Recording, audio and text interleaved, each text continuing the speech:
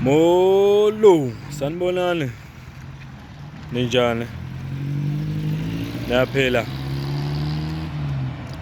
Okay, let's hope niyaphila. Ngiyabonga ukuthi nibe khona la, good people. Thank you so much for being here and subscribing and sharing my videos. Ngiyabonga kakhulu. Ngiyacela ukuthi niqhubeke nisupport i-channel ngaleyo ndlela.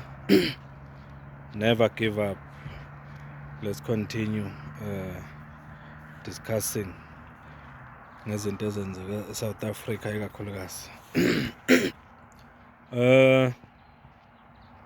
Namhlanje Saturday 14 June 2025 14 June 2025 bengibheka khona manje la epagini la Commander Floyd Shibam njengoba bethi base Alex namhlanje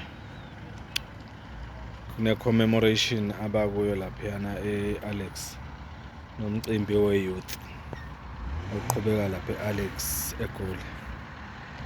He is there as an MK member representing MK. Yeah, so yilowo nje bengifuna ukudlulisa ukuthi laba bathi ucommander wethu akasekho kithi si-MK party ngoba sekugcwele la enkundleni zokuxhumana ngathi uyishiyile MK party. Ngizama nje ukunazisa ukuthi into engekho. So nazisa uma ngabe kunama developments ahlukile kulawa njengamanje uCommander Floyd oyilungu le-MK party eligcwele akakhombisi ngisho nezincane izimpawu zokuthi usekhathazekile ngokuba ku-MK party. Into ebonakalayo nje abalandeli bakhe nalabo abathi bayamthanda abakhathazeke kakhulu, kodwa yena ukhululekile nje.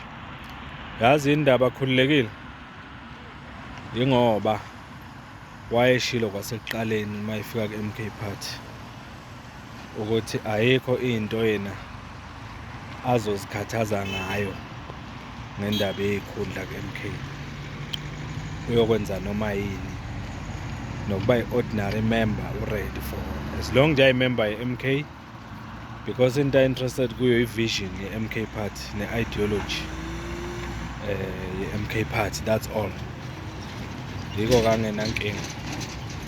Umsindo owalabo nje nalabo abalapha Commander Floyd cha uyi-MK nje akaboni inkinga nje ebulungweni bakhe ku-MK njengoba ngisho nje ukuthi naku lapha eAlex namhla ucelebrate ne-youth yakhona.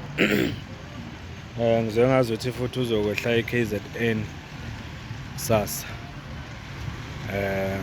kanjalo nangeMonday ayocelebrate futhi ne-Youth League njengoba izobe ilontshwa ngokusemthethweni e-KZN. Silindele ukuthi abe khona laphayana njengesimeme sasa and Monday. So yiloko nje bafethu akukho okuningi. Ngiyabonga kakhulu. Fanele sazi amaqiniso singalaleli kakhulu abantu abakhuluma into engakho. Yilokho nje ngiyabonga. Thank you.